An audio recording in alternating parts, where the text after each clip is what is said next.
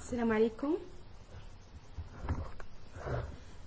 السلام عليكم طلبة المهندسين الأعزاء، السنة الثانية هندسة صناعية ولوجيستيك. Est-ce que vous êtes là? Est-ce que vous m'entendez? Est-ce que vous pouvez réagir s'il vous plaît pour que je sache شكون اللي معايا. Bonjour les étudiants.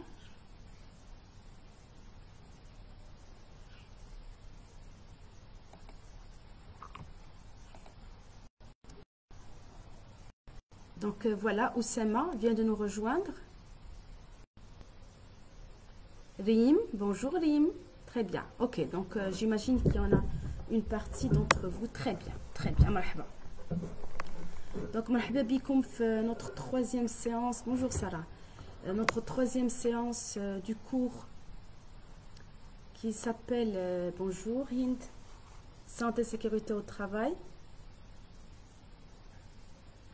et prévention des risques professionnels au profit de la deuxième année génie industriel logistique de l'École nationale supérieure d'électricité et de mécanique relevant de l'université Hassan II de Casablanca. Nous sommes le 7 avril 2020. Nous sommes toujours en confinement à cause de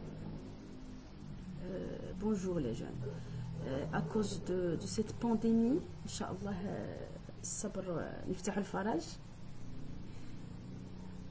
نتمنى ان كل شيء بخير وعلى خير، صحيحتكم عائلتكم. Donc les deux premières séances que j'avais diffusées les deux derniers mardis, dans la première séance, j'ai mis en contexte ce cours, l'intérêt de ce cours dans le cadre d'une formation d'ingénieur industriel, surtout dans un contexte d'industrie manufacturière à forte composante de main-d'œuvre. Donc c'est principalement pour ce type d'industrie que nous formons nos ingénieurs industriels et logistiques. J'ai expliqué l'importance de ce cours dans la mesure où un grand pourcentage de valeur ajoutée en production créée dans notre pays est réalisée manuellement par des opérateurs. Donc les opérateurs dans les usines est une des ressources, si ce n'est la ressource la plus précieuse d'un système de production manufacturier. D'où l'importance d'adopter un système de management de la santé et sécurité au travail, bonjour Khalil, qui permettent un maximum de confort, de santé, sécurité et donc de productivité et de performance de la main-d'œuvre. Dans la deuxième séance, le dernier mardi, donc pour revoir ça, vous retrouverez les différentes vidéos sur Facebook et je les mets aussi sur YouTube via la chaîne d'une très grande amie et collègue, professeur Tissem Hassani, que je remercie. Bonjour Oussama. Donc dans la deuxième séance, la deuxième séance a été divisée en deux parties. La première partie, c'est un rappel des définitions de base relatives à la santé et sécurité au travail. Et la deuxième partie, nous avons mis en contexte le cours dans un cadre réglementaire. Donc je vous rappelle que nous avons commencé par rappeler quelques dispositions de la Constitution marocaine en 2011 qui est relative à cet aspect-là, et puis nous avons fait un petit aperçu sur les exigences du Code du travail au Maroc. Dans cette séance, nous allons parler un petit peu plus donc dans cette séance, nous allons parler, Inch'Allah, du cadre normatif. Donc je vous rappelle, j'en ai déjà parlé la première séance, que depuis 2018, il existe une norme ISO qui s'appelle ISO 45000. Donc c'est la série de normes ISO 45000 qui vient de sortir en 2018 et qui est relative au management de la santé et sécurité au travail. Donc on va essayer d'avoir un petit aperçu là-dessus. Nous n'allons pas rentrer dans les détails. Comme j'avais expliqué, l'année prochaine, Inch'Allah, vous allez avoir un cours avec professeur Haji, donc qui s'intitule Système de management, qualité, sécurité, environnement. Donc moi je vais faire un aperçu et puis puisque ce cours est beaucoup plus un objectif beaucoup plus opérationnel. Et Inch'Allah, dans cette séance, j'ai prévu de vous présenter quelques projets de fin d'études industriels qui ont été réalisés par nos lauréats en milieu industriel et qui sont relatives à cette thématique de santé et sécurité au travail. Alors ça, c'est très intéressant et c'est très motivant pour Bonjour Imen et très motivant pour nos étudiants parce que ça leur donne une visibilité sur les applications industrielles et le besoin en industrie de cette compétence qui est la capacité de gérer la santé et sécurité au travail en milieu industriel pour un ingénieur industriel. Ça, c'est extrêmement motivant. J'espère que ça va vous plaire. Les autres qui ne sont pas nos étudiants, les étudiants n'ont pas le choix de toute façon. Je leur donne pas le choix, ils ont intérêt que ça leur plaise.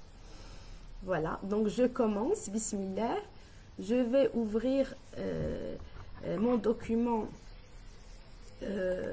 PDF. Je n'ai toujours pas pu résoudre le problème de diffuser en... Marhaba bik, marhaba bikoum, tout le monde est le bienvenu, c'est pour ça que je le diffuse en direct. Donc Mohamed Boujneh, bonjour madame, c'est Mohamed Boujneh, élève ingénieur en 4e année Elsa Meknes, étudiant aussi de madame Tissem El-Hassani. Je vais suivre avec vous ce live puisque c'est un sujet très intéressant. J'espère que ce cours sera à la hauteur de vos attentes, sachant que vous avez les collègues de l'Elsa Meknes vous forment très très bien. D'ailleurs, ce sont des amis que je salue. Marhaba bikoum, marhaba bikoum shabab. Donc, je vais ouvrir mon document PDF que j'avais envoyé à mes étudiants qui s'appelle Cours Sécurité Industrielle. Et j'en suis arrivée à la page 56, 55, 56. Et je vais aussi en parallèle ouvrir un PDF qui est la norme, ou plutôt des extraits de la norme ISO 45001 version 2018 pour donner une idée de ce que c'est. Là, je précise que la norme donc est soumise aux droits d'auteur, donc il n'est pas possible de la partager. Par contre, vous trouverez un ensemble de documents, de présentations sur Internet qui vous donnent un peu plus de détails. C'est pas méchant. Alors, dans mon slide numéro 57 de mon cours, un système de management de la santé et sécurité au travail est défini comme une partie d'un système de management global qui facilite le management des risques associés aux activités de l'organisme relatives à la santé et sécurité au travail, SST.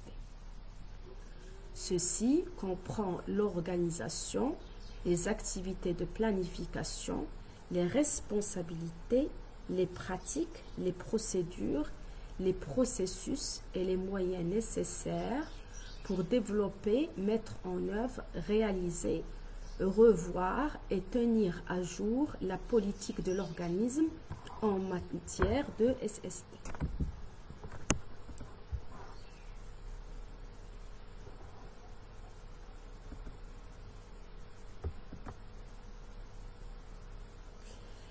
Alors, dans le slide numéro 60, qui s'intitule « Intégration dans le système de management intégré », SMI,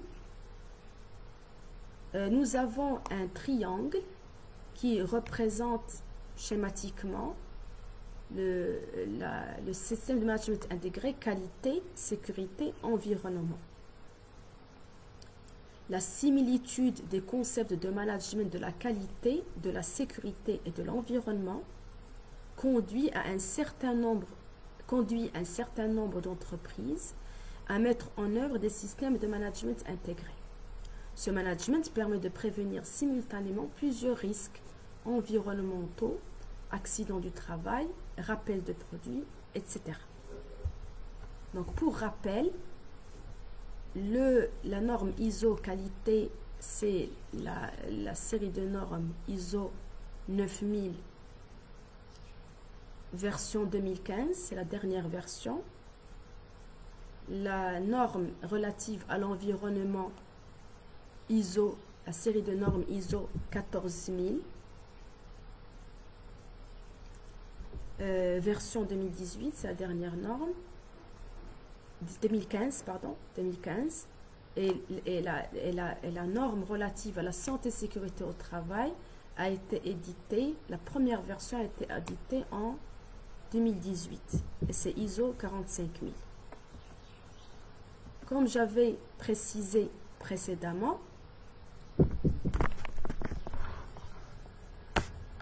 merci, c'est Mustafa, bonjour professeur.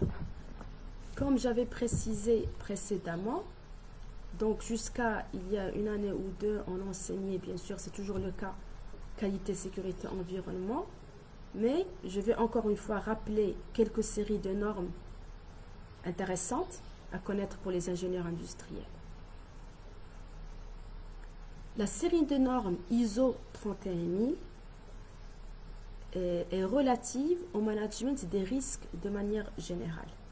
Donc ne pas confondre le management des risques entreprise, bonjour Itissem, et le management des risques SST. Je crois que j'en ai déjà parlé, je fais un petit rappel parce que c'est très important.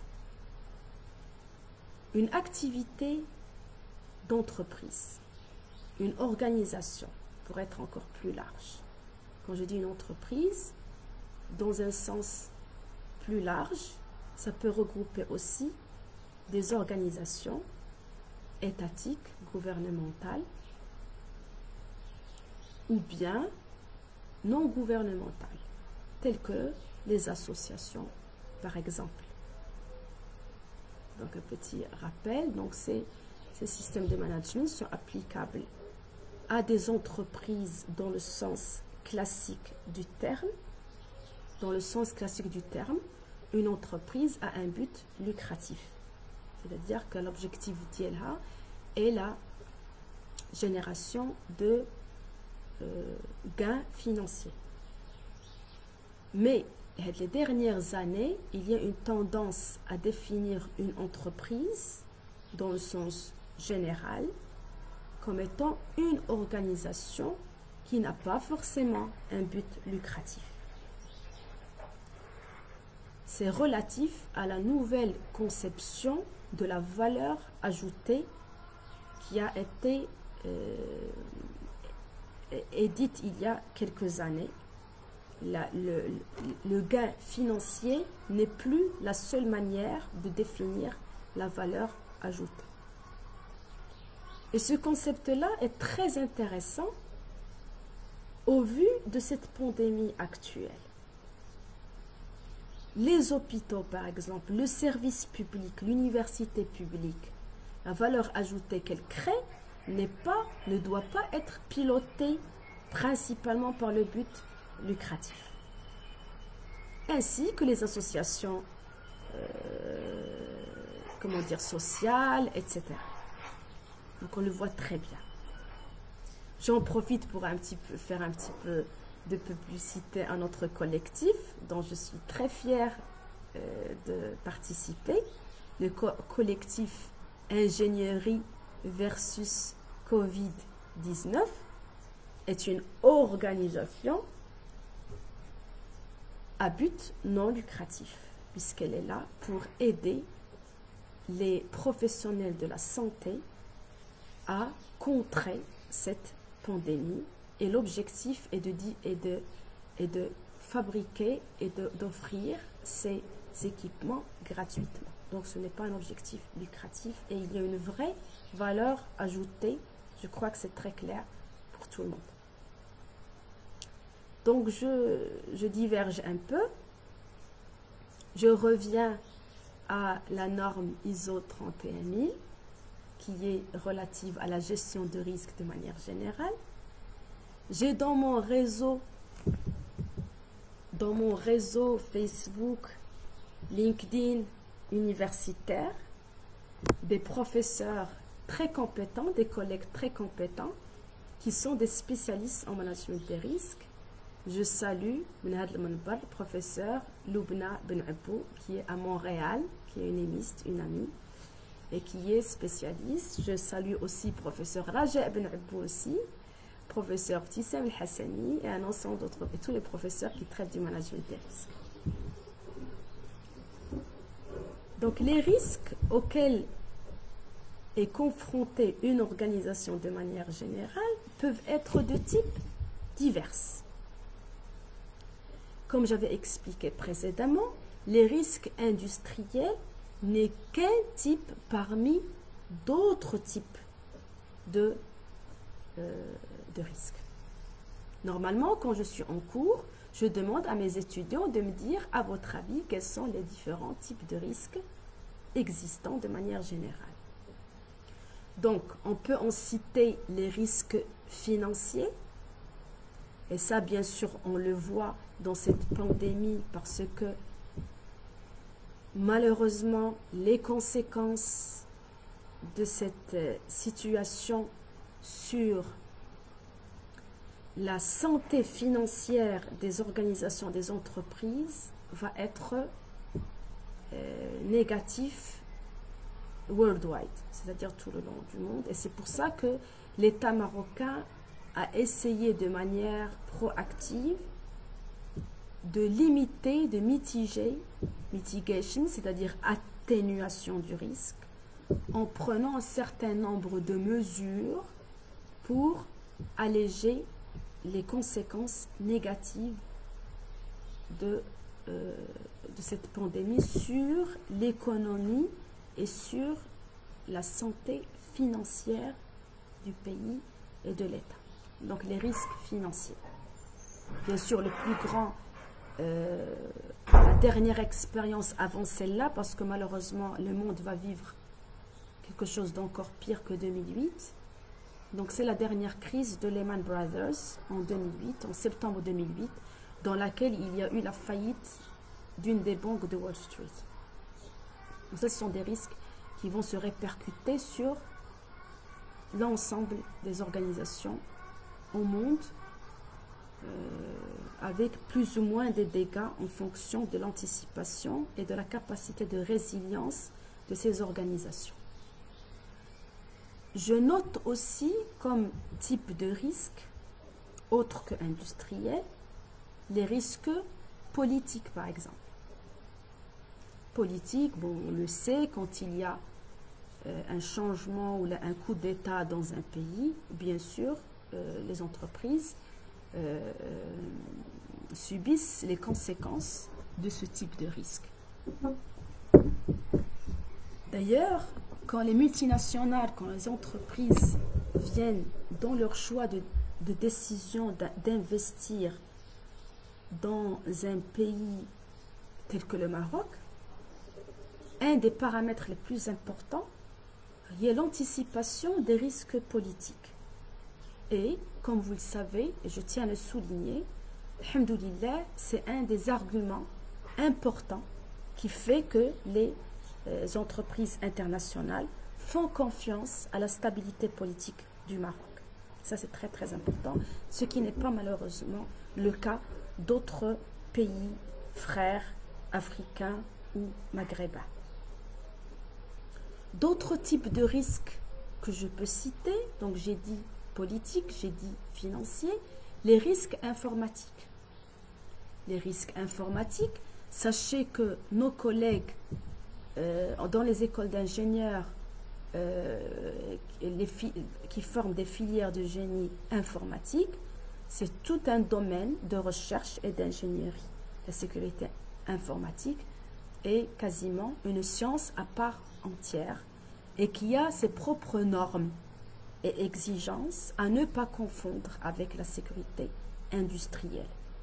Et vous savez très bien que dans le cadre de cette nouvelle révolution dite 4.0, dans laquelle la digitalisation et les nouvelles technologies de l'information vont gérer. Bonjour, c'est Hichem Rahiwi Idrissi, je suis très honorée de t'avoir avec nous.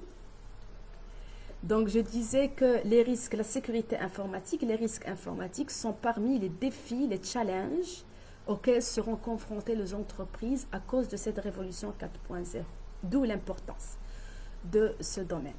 Je renvoie à mes collègues et mes amis spécialistes en sécurité industrielle dans les différentes écoles d'ingénieurs. À l'ENSEM, je cite un collègue, professeur Khalid Bourdir, par exemple, que je salue. Je parle toujours des risques sur une organisation. Donc, j'ai dit politique, financier, informatique, d'autres risques sociaux, par exemple, des risques de grève ou des risques de problèmes relatifs à la société. Des risques, alors là, je ne sais plus quels sont les autres risques. Alors, je demande une question à mes étudiants. À votre avis, quels sont les autres risques auxquels est confrontée une organisation, autre que industrielle? Je n'arrive pas à me souvenir. Mais bon, revenons en attendant que mes étudiants répondent par commentaire les autres risques. Donc, j'ai dit financiers, informatiques, sociaux, politiques, et puis il y en a d'autres. Risques liés à la supply chain, à la rupture d'approvisionnement. Et ça, on le vit pleinement dans cette pandémie. Sachez que chacun de ces risques-là comporte des séries de normes ISO qui sont dédiées à ce métier. ISO 31000 et l'organisation de risques de manière générale. ISO 45000 est dédié uniquement à la santé, sécurité au travail. Je voudrais préciser à nos étudiants, parce que c'est très important, surtout qu'un grand nombre de multinationales travaillent en anglais au Maroc, donc il est important d'avoir فينك راه فاتك الكور. فاطمه الزهراء بن عايله كتعيط على مريم تلمساني وبقولها لها ديسكريتمون باسكو فتحتيها مسكينه ما عليناش. انا كيسحلني واش غتقول لي شي تيب دو ريسك اخر نسيتو. كلفتينا فاطمه الزهراء الله يهديك. علاش كنت كنهضر انا هنا. Bonjour مريم. Bonjour مريم تلمساني qui nous regarde de bouche d'or. C'est Rivqi qui nous regarde de Bouche d'Or et on voudrait saluer toute la population de Bouche d'Or, l'Aziza Alina. Donc, j'ai dit que les ruptures liées à la supply chain, on l'a vu actuellement. Très bien, bonne remarque. Tiens, c'est une bonne réflexion. J'attends les autres dire bonjour Nordine, c'est un honneur de t'avoir avec nous dans ce live. Comment vas-tu? Je suis Nordine Ripri, on a travaillé ensemble. Aircel, c'est une des fiertés des cadres techniques au Maroc. You're the best. Mais moi aussi, c'est Ripri, moi aussi. Je garde un très bon souvenir des projets qu'on avait fait ensemble à Aircel. Bravo, vous êtes les meilleurs. Crise fournisseur. Alors ça, c'est la sécurité, les risques liés à la supply chain. Très bien, excellent. Ok. Alors, li قبل منك قالت ben non, c'est Nordine Ripri, pardon. Excusez-moi, j'ai confondu avec les étudiants. Je dis Marie مع هند. Hind Khzami قالت risques environnementaux. Excellent. Je les avais oublié ça et c'est extrêmement important, bien sûr. Je vous dis les risques chimiques. Alors, les risques chimiques interviennent, ou les dégâts d'ions interviennent aussi bien dans les risques environnementaux que dans les risques industriels de manière générale, parce que les risques chimiques peuvent avoir des impacts, c'est ce qu'on appelle les risques majeurs, industriels majeurs, très très graves. Ça peut être une explosion, ou là ça peut être toute une population par des gaz toxiques, ou là par etc. Et ça concerne aussi la santé et sécurité au travail, puisque les opérateurs qui travaillent dans les lieux professionnels sont exposés à risque chimique. Donc, on va risques chimiques feront partie de notre cours. Alors, je continue. Rim Terouzi, les risques liés au conflit. Alors, les conflits, je les mettrai dans les risques sociaux.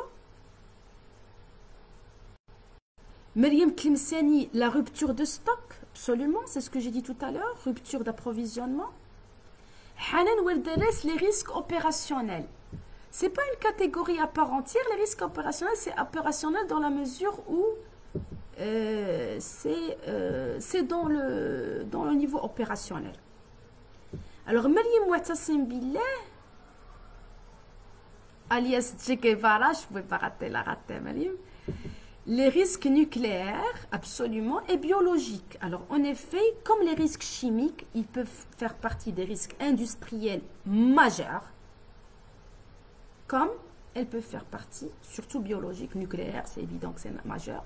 L'accident de Tchernobyl est un exemple historique. Et puis, il y a bien sûr les risques biologiques qui peuvent être aussi bien majeurs quand c'est une pandémie, c'est le cas de la Covid-19, et les risques biologiques qui sont uniquement à l'intérieur de l'entreprise. Comme j'avais expliqué précédemment, on dit risque professionnel, ce qui est à l'intérieur de l'entreprise. Risque professionnel, SST, font partie des risques industriels de manière générale, mais ils sont supposés être faibles par rapport aux risques technologiques majeurs, où il y a des explosions, des incendies de grande ampleur. Bien, donc c'était un petit rappel un petit rappel de l'ISO 31000 à ne pas confondre avec ISO 45000. Voilà. Donc, je reviens maintenant à la norme ISO 45000. J'ai des extraits et je vais vous lire le plus simplement du monde quelques extraits qui me semblent intéressants et qui pourront donc vous donner un aperçu là-dessus. Donc, la norme en elle-même, comme toutes les normes ISO, c'est un document d'une vingtaine à trentaine de pages. Alors, pour le sommaire, donc on a les domaines d'application, les références normatives, les termes et définitions. La quatrième rubrique, c'est contexte de l'organisme. La cinquième rubrique de la norme ISO 45000, version 2018. Leadership et participation des travailleurs. La sixième rubrique, ou la clause, planification, ça dépend, on peut l'appeler clause, on peut l'appeler chapitre, ça dépend comment on l'appelle. Planification pour la sixième, la septième, support, la huitième, réalisation des activités opérationnelles, la neuvième, évaluation des performances, et finalement la dixième, amélioration.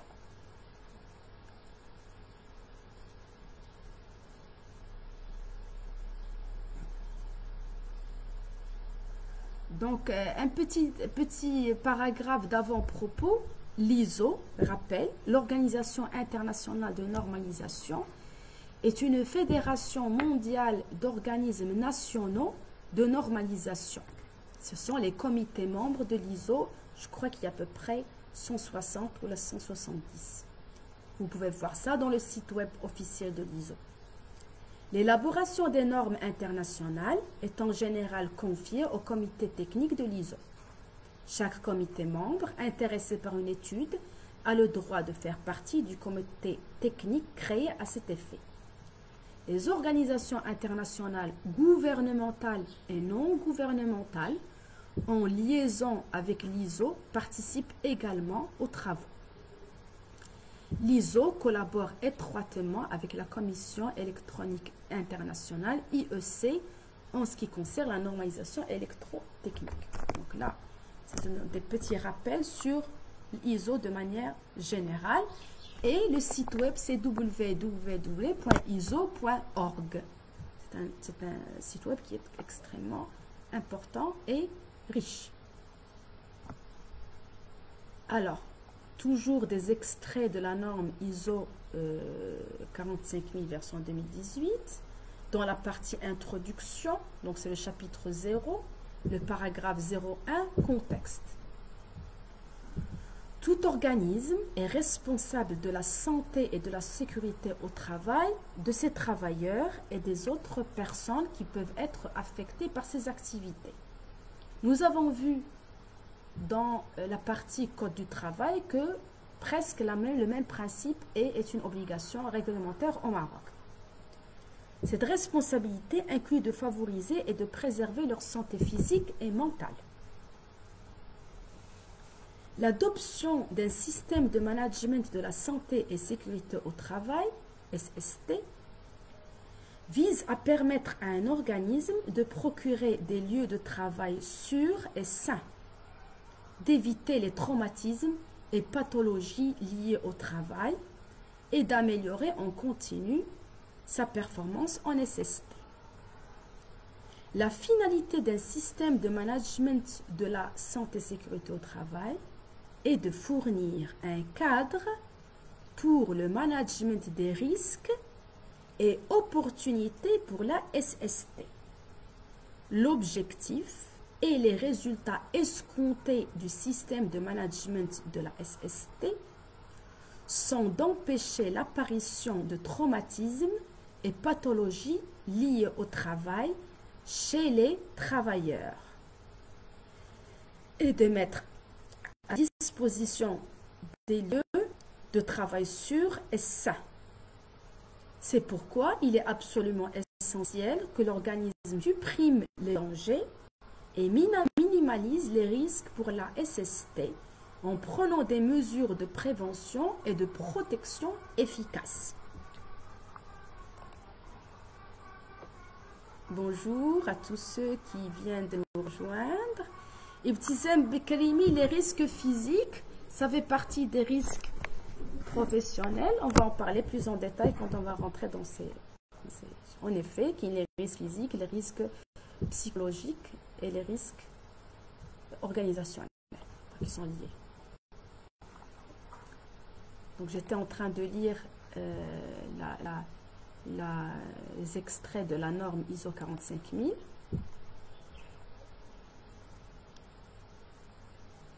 Alors, la norme vient de citer les deux mots-clés prévention et protection.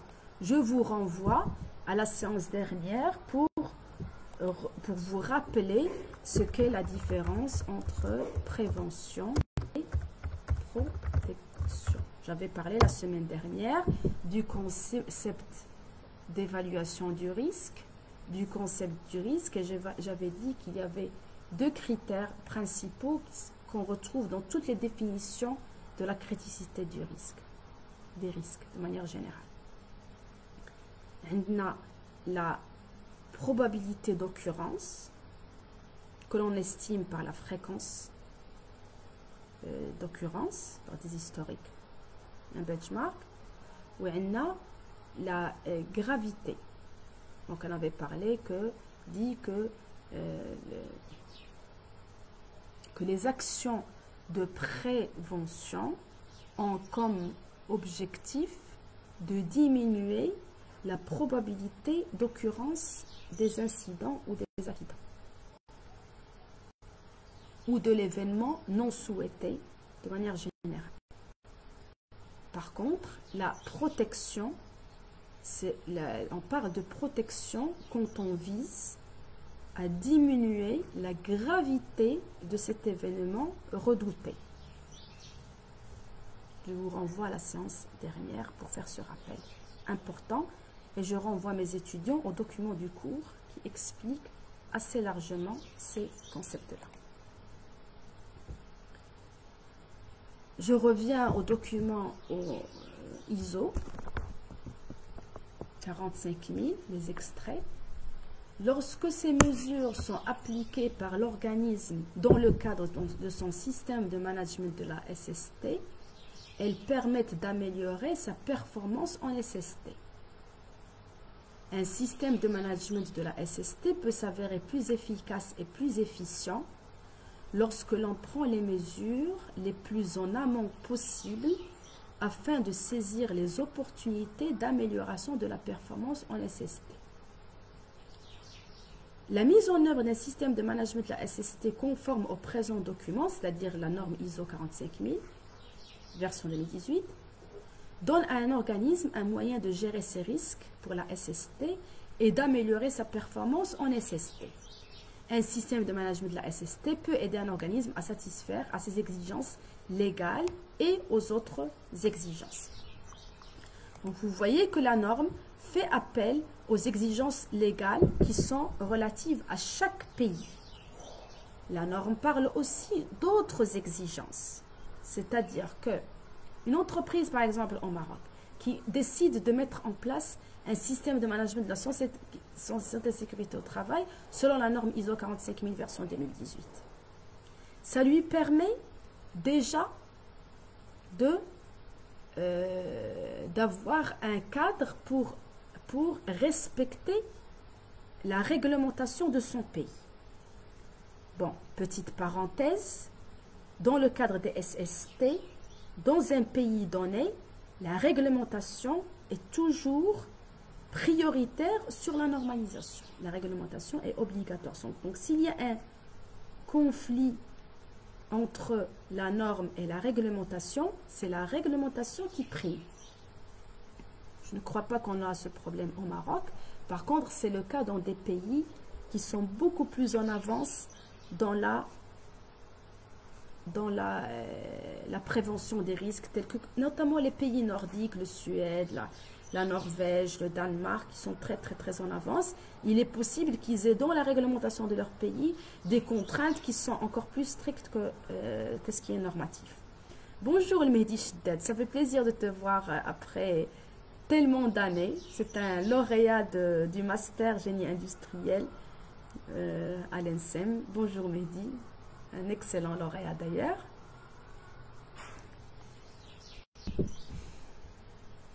Donc, je vais parler de la réglementation. Et puis, la norme aussi a fait appel ou a cité le fait qu'il y ait une possibilité qu'il y ait d'autres exigences. Alors ça, c'est très important dans le milieu industriel à comprendre pour nos futurs ingénieurs. Quand vous faites partie d'un écosystème automobile, par exemple, ou un écosystème aéronautique, je vous renvoie à la première séance dans laquelle j'ai parlé du concept de l'entreprise étendue.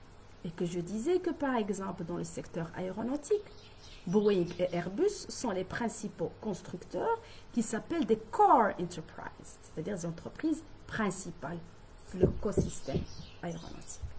Donc, les core enterprises qui ont la chaîne des fournisseurs les fournisseurs de rang 1, 2, 3, 4, 5, etc. On peut arriver jusqu'à le rang N dans lequel il y a la mine où on extrait le matériau de base. On peut aller très loin. Alors, the core enterprise, Salam Harf Zine, je vais répondre. The core enterprise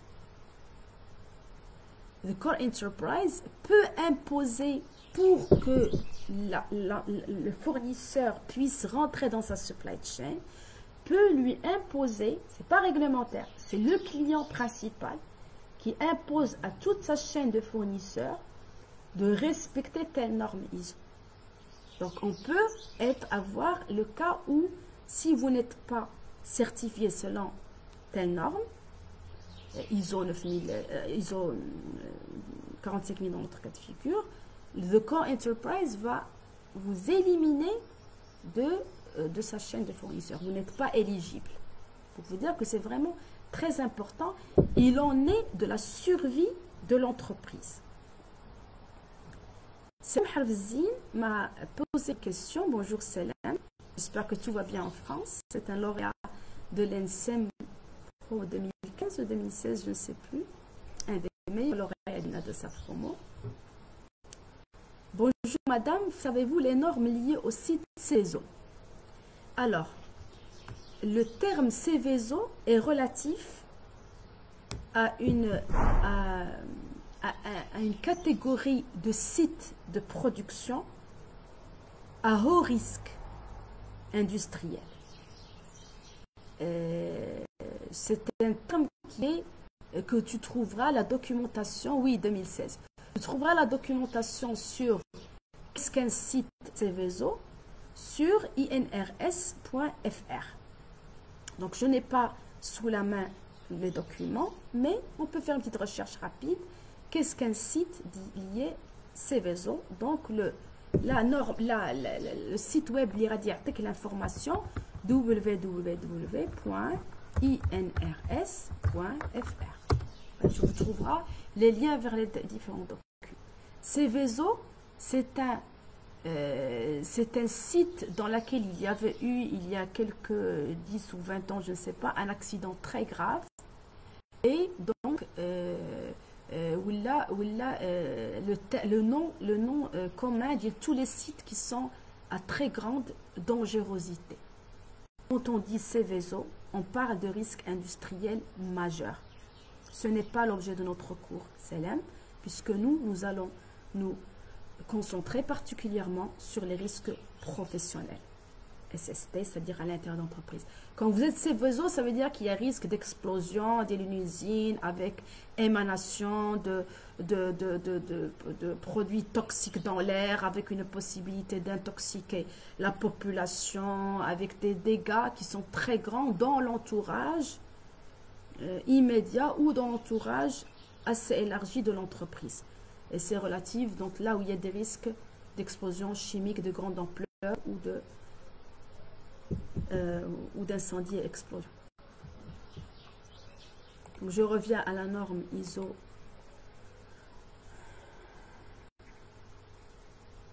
Alors toujours dans le paragraphe 03 de la norme, la mise en œuvre d'un système de management de la SST relève d'une décision stratégique et opérationnelle d'un organisme. La réussite du système de management de la SST repose sur le leadership ainsi que sur l'engagement et la participation de tous les niveaux hiérarchiques et de toutes les forces de l'organisme. La mise en œuvre et la tenue à jour d'un système de management de la SST, son effectivité, efficacité, sa capacité à atteindre les résultats escomptés dépend d'un certain nombre de facteurs clés pouvant inclure le leadership, l'engagement, la prise de responsabilité et l'obligation de la direction de rendre des comptes. Donc, première partie prenante concernée par le management SST, c'est la direction. La direction doit avoir le leadership, l'engagement, la prise de responsabilité et l'obligation. Le développement, le soutien et la promotion par la direction d'une culture favorable aux résultats escomptés du système de management de la SST au sein de l'organisme. Donc, on parle de culture de l'organisme. La communication, la consultation et la participation des travailleurs et quand ils existent de leurs représentants. Alors, quand on parle de consultation et participation des travailleurs, sachez que dans la norme ISO 9000, ISO 45000, il y a une exigence de ce qu'on appelle un management participatif. Bonjour Hajjami Younes et bonjour à tous les amis. Le management participatif, c'est-à-dire qu'on ne peut pas prendre des décisions, on ne peut pas mettre en place des actions, on ne peut pas établir des procédures relevant de ISO 45000 s'il n'y a pas un système de participation des opérateurs. Donc, c'est ce qu'on appelle le management participatif. Alors, je continue en ce qui concerne les facteurs clés de réussite d'un système de management SST. Allocution des ressources nécessaires pour le maintenir. Politique de SST compatible avec l'orientation, les objectifs stratégiques généraux de l'organisme.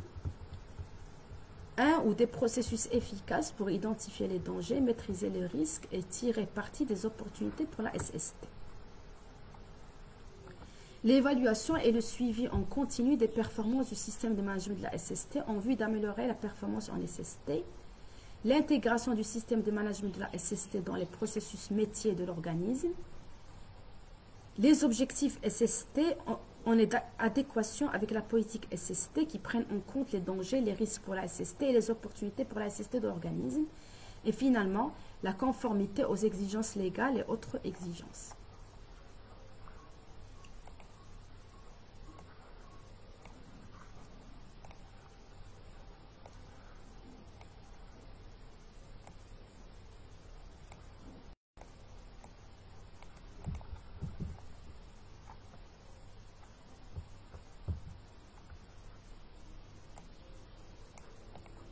Voilà, je suis en train de régler mon écran de telle manière à ce que je puisse voir en même temps les documents que je lis et en même temps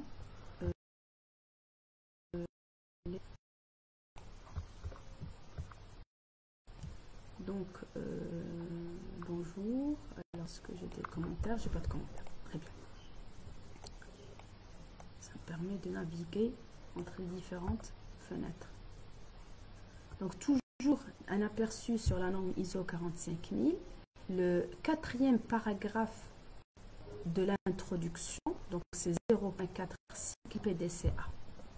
Et PDCA, bien sûr, est un terme très connu par nos lauréats et nos ingénieurs industriels.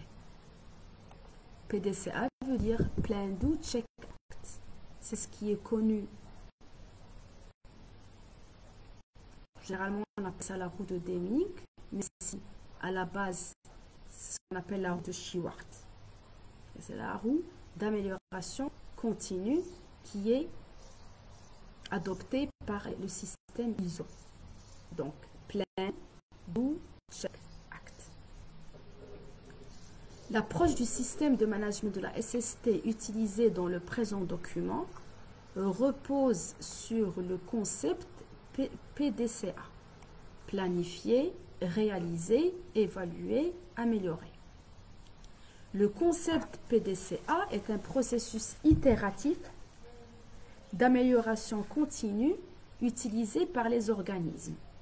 Il peut être appliqué à un système de management comme à chacun de ces éléments comme suit.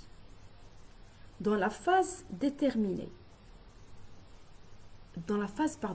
planifiée, déterminer, évaluer les risques SST, les opportunités SST et les autres risques et opportunités. Établir les objectifs de SST, les processus nécessaires à l'obtention de résultats en cohérence avec la politique SST de l'organisme.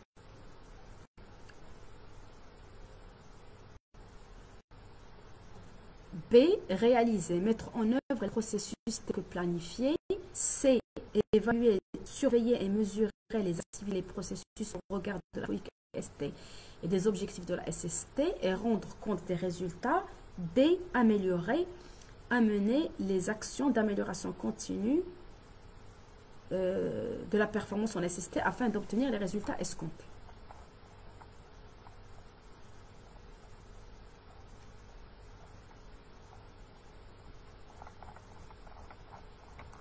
Alors, je reviens à ma fenêtre et Hassani Mohamed pose une question. Est-ce qu'on peut appliquer ce modèle pour mener une équipe de 10 personnes au sein des services X? Oui, il reste valable seulement pour la stratégie organisationnelle ou il reste valable seulement pour la stratégie des organisations d'entreprise.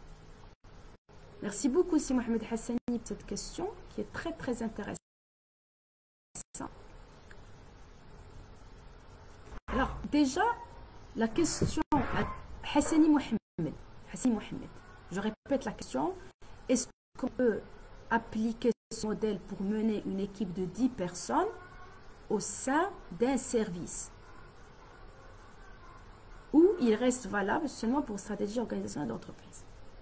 Alors, première question, est-ce que le service est lui-même une entité d'une organisation plus grande ou bien le service dont tu parles est une entreprise à part entière? Donc, avec 10 personnes, nous sommes dans une toute petite entreprise, Alors, je vais commencer par le cas des toutes petites entreprises et les petites entreprises. on a 10 personnes, c'est un système qui est relativement peu complexe. Donc, théoriquement, on peut appliquer les principes de management SST dans une entreprise de petite taille. C'est assez simple, c'est pas très compliqué. Mais le plus important, le challenge, c'est l'opérationnel. C'est-à-dire comment mettre en place des solutions opérationnelles pour gérer ça. Donc oui, théoriquement, on peut, il n'y a pas de problème.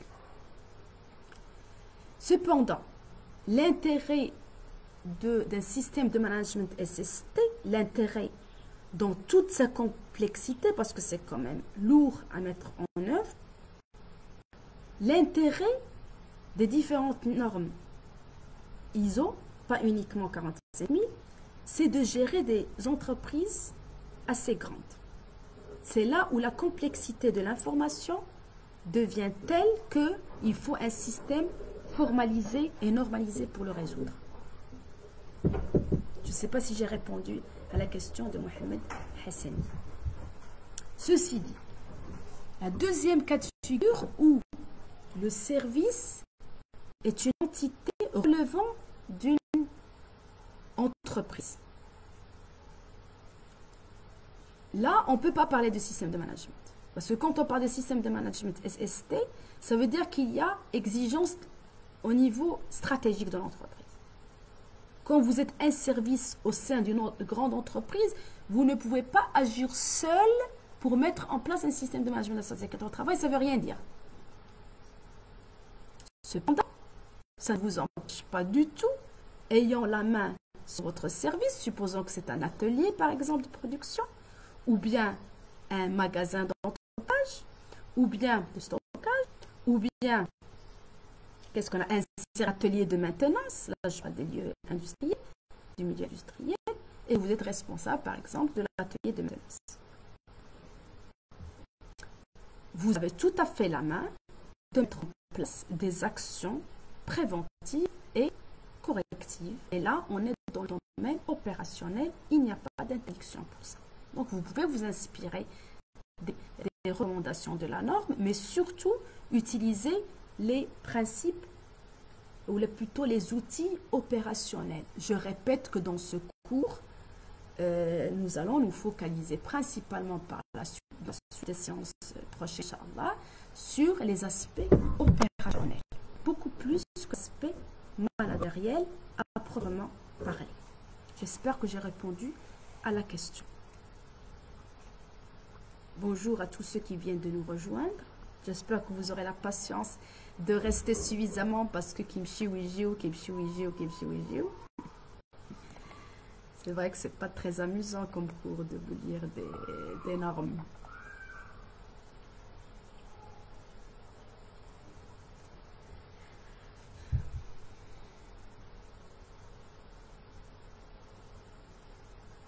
Alors d'ailleurs, je trouve ici un paragraphe qui est dans la première clause de la norme, donc le deuxième, donc un domaine d'application. Je vais lire: le présent document est applicable à tout organisme qui souhaite établir, mettre en œuvre et tenir à jour un système de management de la SST afin d'améliorer la santé et la sécurité au travail, de supprimer les dangers et de minimiser les risques pour la SST, y compris des défaillances du système, de tirer profit des opportunités pour la SST et de remettre en conformité du système de la sécurité au travail lié à cette activité.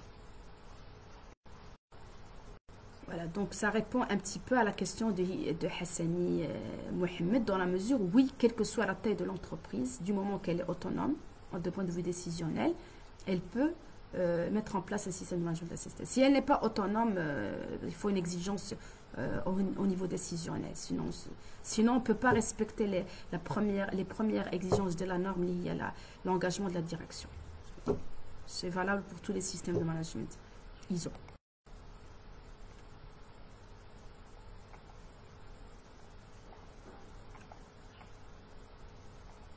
Donc, toujours dans le document, il y a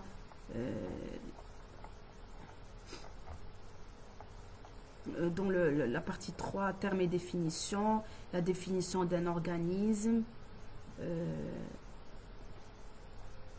partie intéressée, partie prenante, travailleur, participation, consultation, lieu de travail, intervenant extérieur, exigences, exigences légales et autres exigences, système de management SST, direction, effectivité, efficacité, politique SST, objectif de SST, traumatisme et pathologie, danger, risque SST, opportunité pour la SST, compétences, information documentée, processus, procédure, performance SST, surveillance, mesure, audit, conformité, non-conformité, événement indésirable, action corrective, amélioration continue. Donc nous avons au total dans ces normes 37 définitions normalisées qui est spécifique à cette norme. Comme c'est le cas dans la majorité des normes, la première partie, il fait les termes, les définitions des termes selon la présente norme. Alors, la quatrième clause de cette norme s'appelle le contexte d'organisme. Elle est constituée du premier paragraphe, compréhension de l'organisme et de ce contexte. Le deuxième paragraphe, c'est la compréhension des besoins et attentes des travailleurs et autres parties intéressées.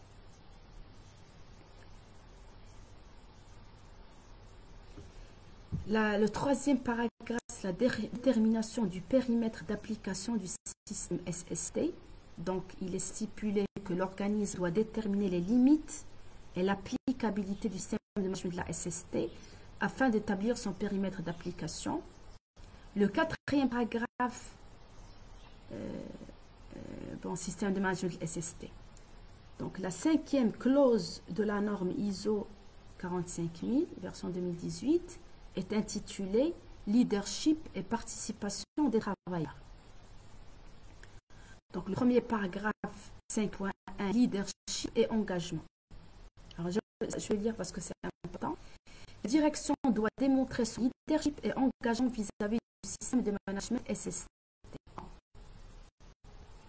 Assumons la pleine et entière responsabilité et obligation de devoir rendre compte de la prévention des traumatismes et pathologies liées au travail et de la mise à disposition de lieux de travail et d'activités sûrs et sains. B. S'assurant que la politique et les objectifs associés sont établis pour le système de management de la SST et qu'ils sont compatibles avec l'orientation stratégique de l'organisme. C.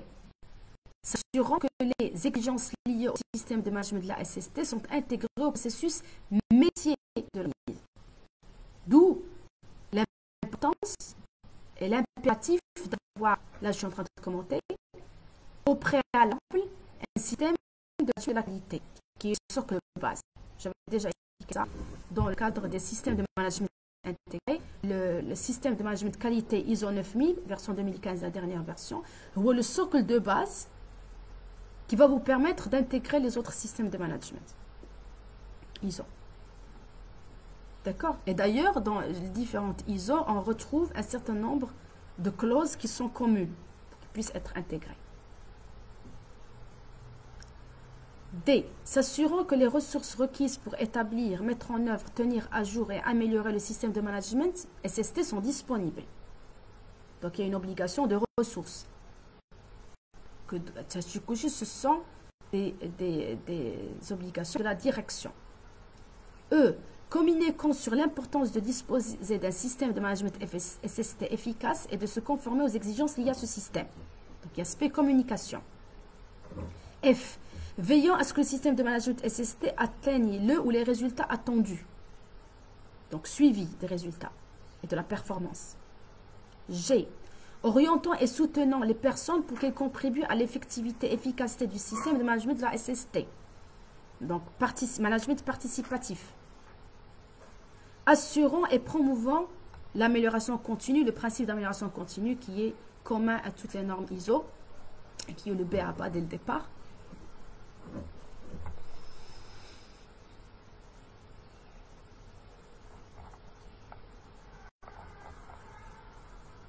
Soutenant les autres rôles managériaux pertinents afin de démontrer leurs responsabilités dans leur domaine respectif, développant et portant et promouvant une culture au sein de l'organisme favorable aux résultats escomptés du système de management SST, protégeant les représailles des travailleurs qui signalent des événements indésirables, des dangers, des risques et opportunités, s'assumant que l'organisme établit et met en œuvre un ou des processus pour la consultation et pour la participation des travailleurs, et finalement soutenant la mise en place du comité de santé et sécurité ainsi que leur fonctionnement.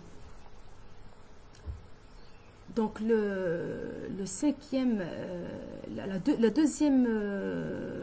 paragraphe de la clause numéro 5, politique SST.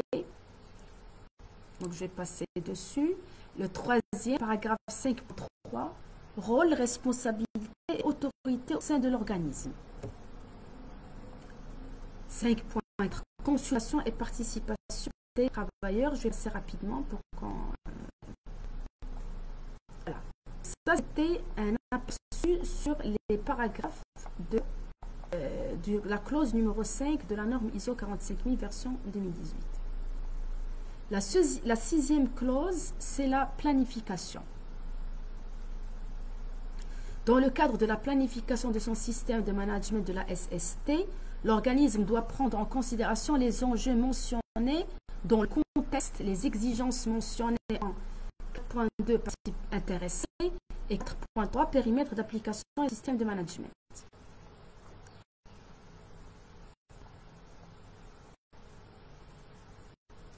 Donc, dans le paragraphe 6.1.2, identification des dangers et évaluation des risques et opportunités, l'organisme doit établir, mettre en œuvre et tenir à jour un ou deux processus d'identification continue et proactive des dangers. Ces processus doivent, sans toutefois s'y limiter, prendre en compte l'organisation du travail, les activités et situations habituelles et inhabituelles, y compris les dangers dus aux infrastructures, équipements, matériaux, substances et conditions physiques du lieu de travail. Conception des produits et services, recherche, développement, essai, production, assemblage, construction, prestation de services, maintenance et mise au rebut. Facteurs humains, manière dont le travail est exécuté. Les événements indésirables passés notables, internes ou externes à l'organisme, y compris les situations d'urgence et leurs causes. Les situations d'urgence potentielles.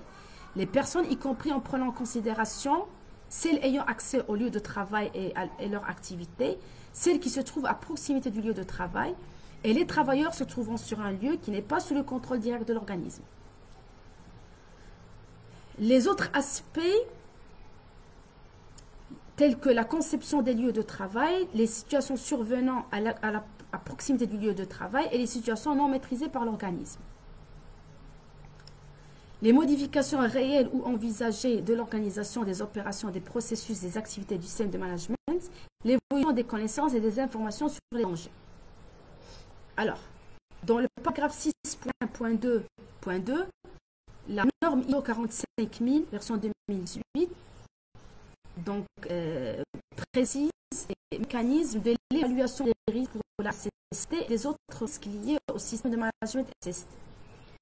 Alors, elle stipule que l'organisme doit établir, mettre en œuvre et tenir à jour un ou des processus pour évaluer les risques SST résultant des dangers identifiés en prenant en compte l'effectivité et l'efficacité des mesures de prévention existantes.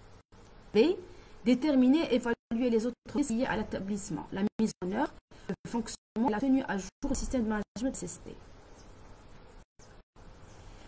La méthode ainsi que les critères d'évaluation des risques pour la SST doivent être définis par organisme en fonction de domaine d'application, de leur nature, du moment, afin de s'assurer proactif plutôt que réactif et appliqué, de façon systématique. Des informations documentées sur les méthodes ainsi que sur les critères doivent être tenues à jour et conservées. Donc ce paragraphe-là, je vais le copier et je vais le mettre en commentaire. Voilà. Donc ça, c'est le paragraphe que j'ai copié ici. Et c'est dans le paragraphe 6.1.2.2. Je rappelle que 6, c'est la planification. Alors pourquoi est-ce que ce paragraphe qui parle des méthodes ainsi que des critères d'évaluation des risques pour la SST doivent être définis par l'organisme en fonction de leur domaine d'application de leur nature du moment, parce que par la suite, Inch'Allah, quand je vais vous présenter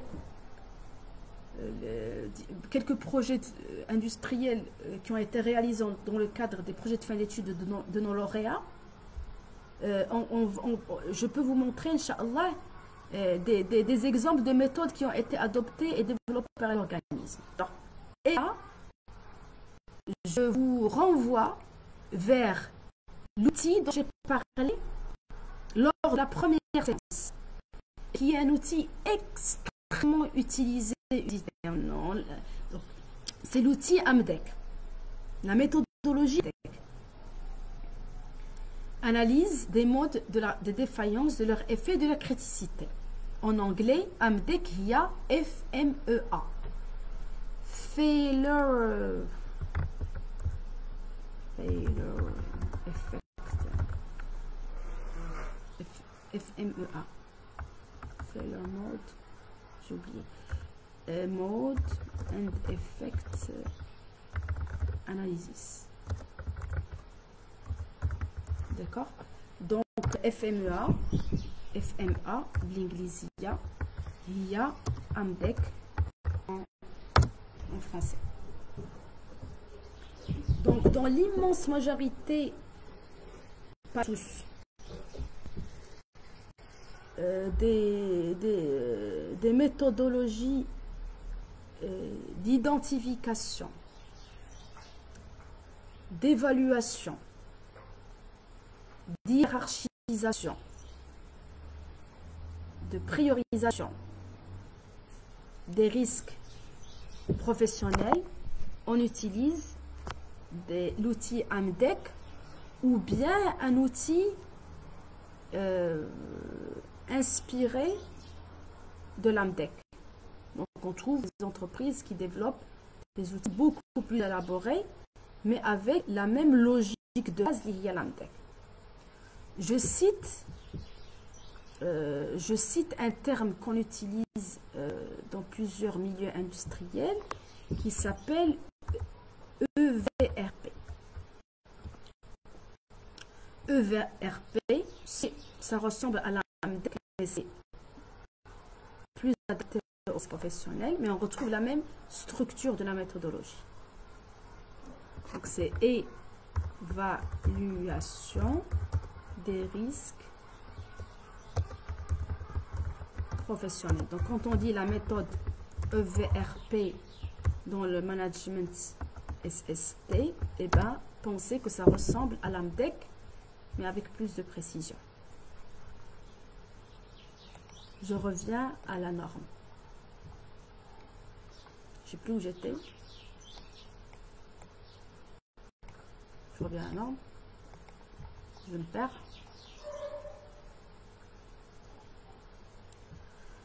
Voilà, donc je continue à lire quelques titres, quelques extraits de la norme. Bonjour Hicham Kalouda. Donc, évaluation des opportunités pour la SST, des autres opportunités liées au système de management SST. L'organisme doit établir, mettre en œuvre et tenir à jour un des processus pour évaluer les opportunités d'adapter le travail et les opportunités d'éliminer les dangers et la réduction des risques, ainsi que les autres opportunités. Le paragraphe suivant parle de la détermination des exigences légales et autres exigences. Donc ça, c'est obligatoire dans la norme, bien sûr, c'est évident, j'en ai déjà parlé. Les exigences légales, ainsi que les autres exigences. Par exemple, c'est lié au client, comme j'avais expliqué précédemment. Le paragraphe 6.1.4, planification des actions. Donc l'organisme doit planifier les actions à mettre en œuvre face aux risques et opportunités pour répondre aux exigences légales et autres exigences, pour anticiper ou faire face aux situations d'urgence. Alors, dans la norme, en lisant les extraits, je tiens à vous rappeler que la norme a utilisé le terme proactif. Donc, j'en ai déjà parlé dans les séances précédentes. Juste pour rappel, proactif, réactif et rétroactif. J'en ai déjà parlé dans les séances précédentes. Vous aurez ça pour les QCM,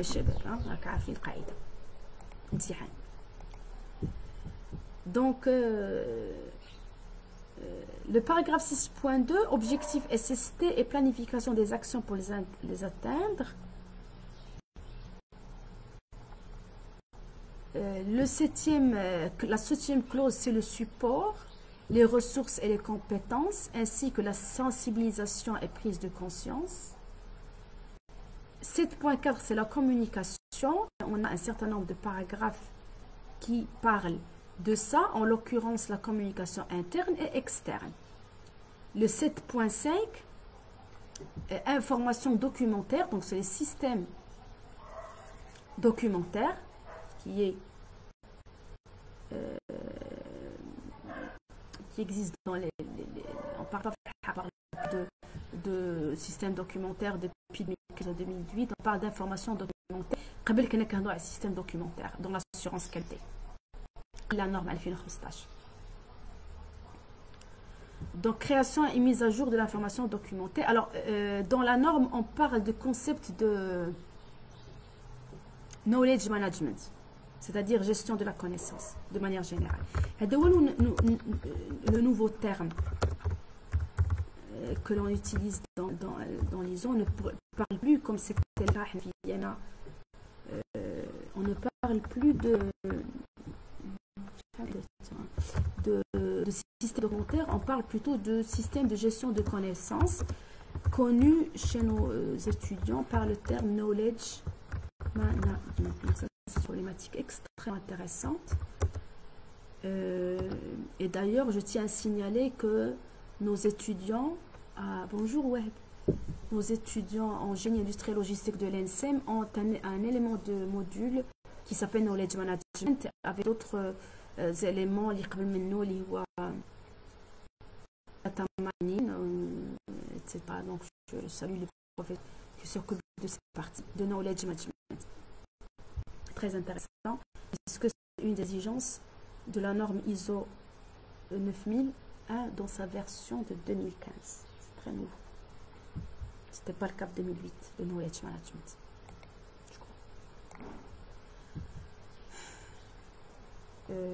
Gestion de la connaissance, donc maîtrise des informations documentées. Voilà. La huitième rubrique de la huitième clause de la norme 45 000 s'intitule réalisation des activités opérationnelles. Donc ça cite le concept d'élimination des dangers et réduction des risques pour la SST. Donc là, je vais le lire parce que c'est important. L'organisme doit établir, mettre en œuvre et tenir à jour un ou des processus pour l'élimination des dangers et la réduction des risques pour la SST en utilisant la hiérarchie des mesures de prévention suivantes. A. Éliminer le danger. B. Substituer par des procédés, des opérations, des matières ou des équipements moins dangereux. C. Mettre en œuvre des mesures de protection collective et réorganiser le travail. D. Utiliser les mesures de prévention administrative, y compris la formation. Bonjour, Web. E. Utiliser des équipements de protection individuelle adéquats. Donc, je vais noter ça parce que c'est extrêmement important. Je répète, dans le paragraphe 8.1.2 de la norme ISO 45000, qui traite d'élimination des dangers et réduction des risques SST, il existe une hiérarchie des mesures de prévention. La première consiste à éliminer le danger quand c'est possible. La deuxième consiste à substituer par des procédés ou des opérations ou des matières ou des équipements la solution existante dangereuse par d'autres moins dangereux. Substitution, principe de substitution. La troisième, mettre en œuvre des mesures de protection collective et réorganiser le travail. Alors ça veut dire que les mesures de protection collective priment sur les mesures de protection individuelle. C'est un important principe.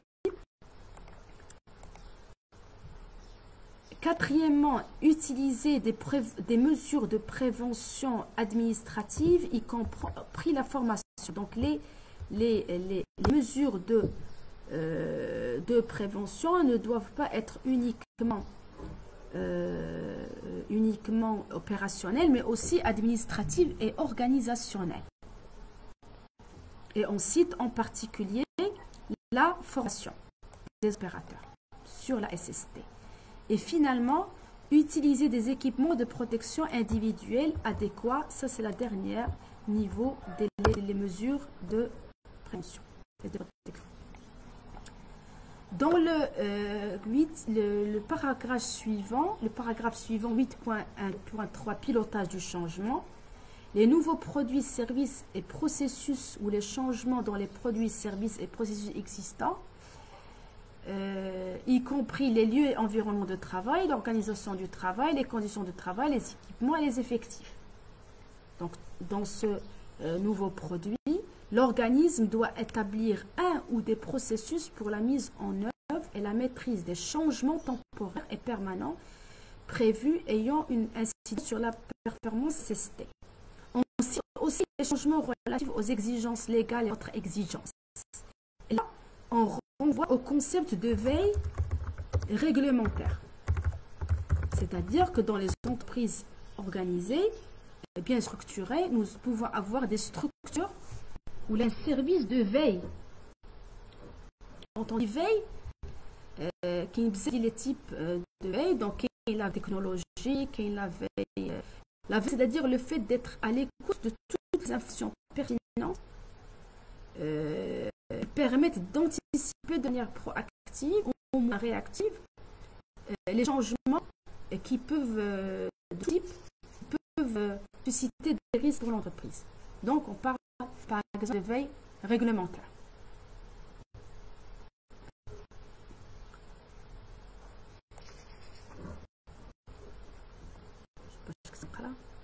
Les changements relatifs aux exigences légales et autres exigences, l'évolution des connaissances ou des informations sur les dangers, sur les risques pour la SST,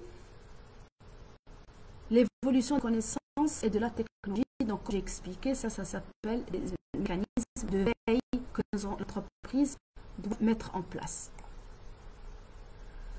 Paragraphe suivant parle de l'acquisition de biens et services et nous explique que l'organisme doit établir, mettre en œuvre et tenir des processus permettant de maîtriser l'acquisition de produits et services afin de garantir leur conformité au système de management SST. Ensuite, un autre paragraphe qui parle des intervenants extérieurs. Le paragraphe suivant parle d'externalisation. Ensuite, voilà, donc ça c'est pour la partie 8.1. Pour la 8.2, préparation et réponse aux situations d'urgence. Donc dans le paragraphe 8.2 de la norme ISO 45000, il s'agit de préparer et répondre aux situations d'urgence. Situation d'urgence.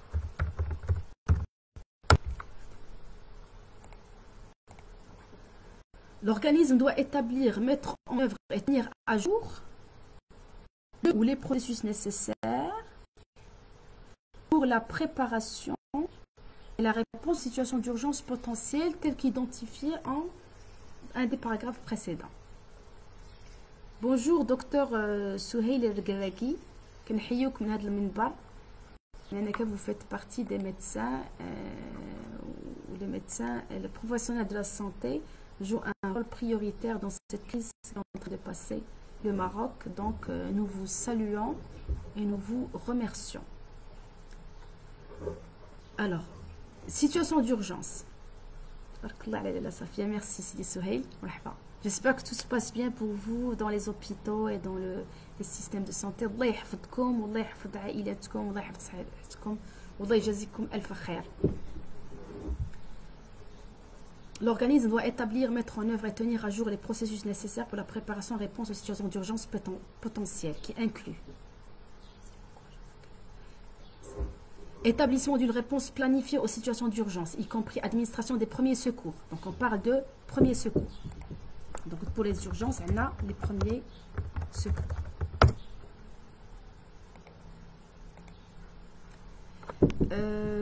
Formation à la réponse planifiée.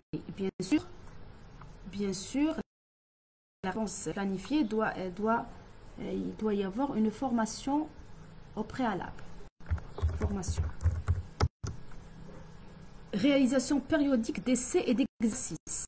Alors, essais et exercices périodiques. Bonjour, Hamdi Loubna. Visant à évaluer la capacité de réaction telle que planifiée. Évaluation des performances et si nécessaire, révision de la réponse planifiée. Donc, évaluation. On retrouve toujours ça, de la performance. Je vais revenir sur le concept, sur évaluation de performance. Évaluation des performances et si nécessaire, révision de la réponse planifiée, y compris après un essai et surtout après la survenue de situations d'urgence. Alors ça s'appelle le pilotage de la performance SST. Alors je tiens à signaler, j'ouvre une petite parenthèse, le concept de pilotage de performance est important dans toute la formation d'ingénieurs industriels, pas uniquement dans la SST. Selon le principe des 6 sigma, on ne peut pas mesurer, et les systèmes industriels de manière générale, on ne peut pas améliorer ce qu'on sait mesurer.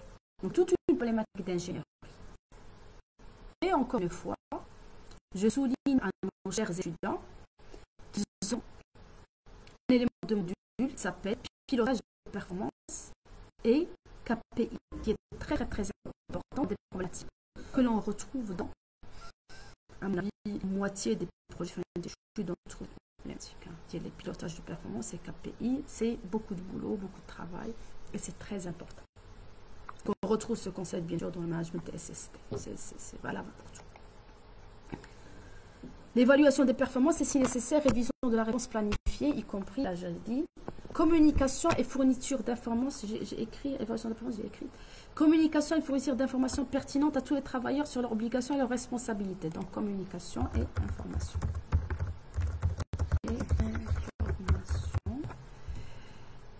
Prise en compte des besoins et des capacités de toutes les parties intéressées, pertinentes, et l'assurance de leur application sur le dans l'élaboration des réponses planifiées.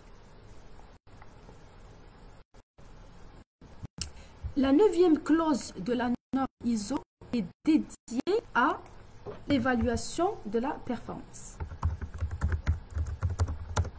Et d'ailleurs, ça existe comme étant une exigence de la norme ISO 9000 depuis la version 2008. D'ailleurs, c'était la grande nouveauté de la version Elfitmenia. C'est l'évaluation et le suivi des performances.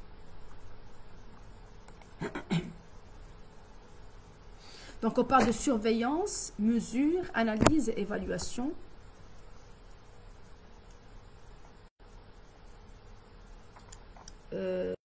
Donc, généralité, évaluation de la conformité.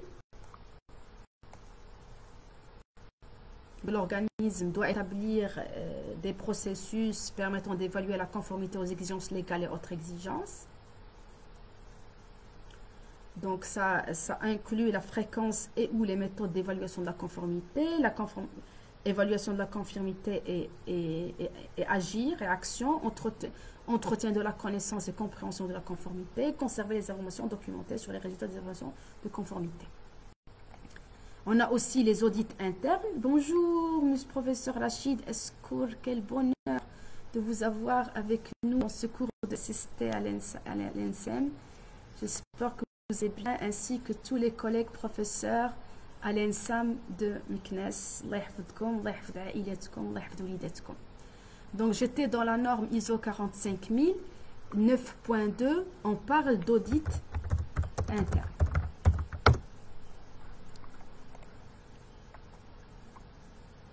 Le 9.3 parle de la revue de direction.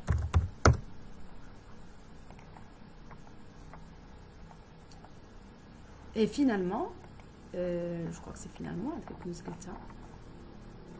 oui, et finalement, la dernière clause de la norme ISO 45001, c'est amélioration, processus d'amélioration. On y retrouve événements indésirables, non-conformité, action corrective. Donc l'organisme doit établir des processus incluant le compte rendu d'analyse et mise en place d'actions afin de déterminer, de gérer les événements indésirables et la non-conformité. Alors ça, dans les systèmes français, dans l'INRS, on parle du concept de document unique. Le concept de document unique est un document qui doit être mis à jour périodiquement, qui permet à l'entreprise de mettre à jour les différents risques existants, ainsi que toutes les actions de prévention, de protection, l'évaluation du risque, etc. Okay. Donc, on retrouve ça dans l'INRS.fr. Ce n'est pas une exigence de la norme, mais c'est très utilisé en France. Le document unique. De toute façon, on peut l'alimenter à partir de la méthodologie AMDEC, il n'y a pas de problème. Ça se rejoint. Bien sûr, 10.3, c'est le principe d'amélioration continue. Ça, je l'ai déjà dit, avec la logique PDCA. Voilà. Donc,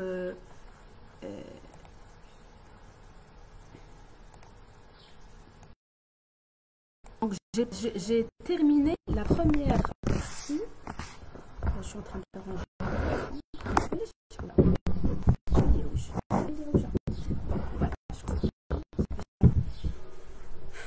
Voilà, donc j'ai terminé la première partie de cette séance dont l'objectif était de donner un aperçu sur le texte de la norme ISO 45000 version 2018.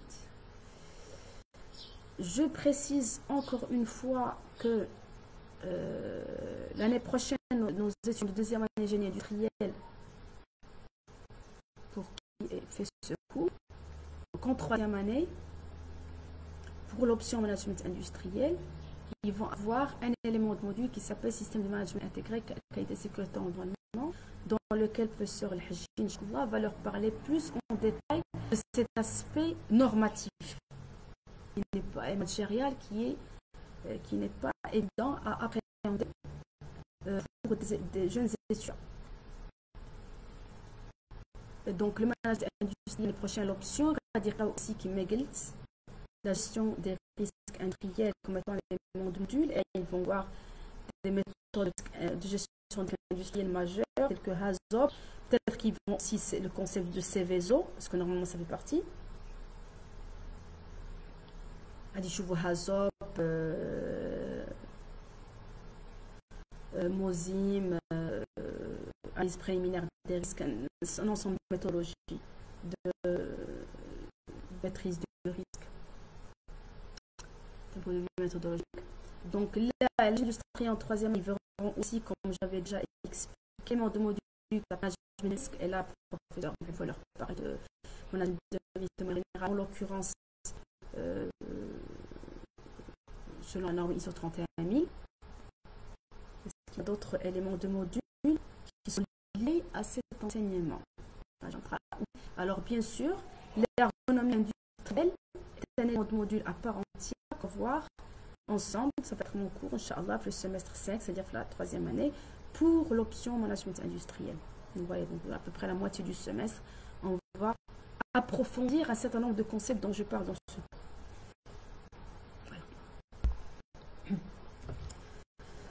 Donc, nous avons fait 1h30 exactement. Je me demande si on devrait faire une petite et relancer la vidéo dans 5 minutes. Et dans la deuxième partie de ce cours, je vais vous parler, Inch'Allah, ou présenter quelques exemples de projets d'études qui ont été réalisés dans ce domaine. Je vous revois, c'est l'Ishari, et je vous revois dans 5-10 minutes. Merci pour votre attention. J'espère que vous n'allez pas perdre le fil, qu'il m'aille toutes les tâches participants. Je vois qu'il n'y a pas beaucoup de courage. Et là, à tout à l'heure.